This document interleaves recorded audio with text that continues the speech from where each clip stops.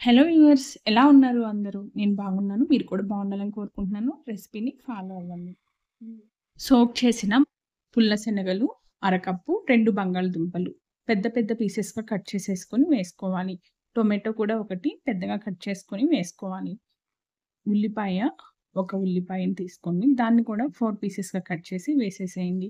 వీటన్నింటిని 1 ½ cup water వేసేసి 3 whistles వచ్చే వరకు కుక్కర్‌లో ఉడికించాలి. ఇది రోటీస్‌లోకి ఈ కర్రీ చాలా బావుందండి. మీరు ట్రై చేయండి. చాలా ఈజీగా అయిపోయే ఆయిల్ ఫ్రీ రెసిపీ.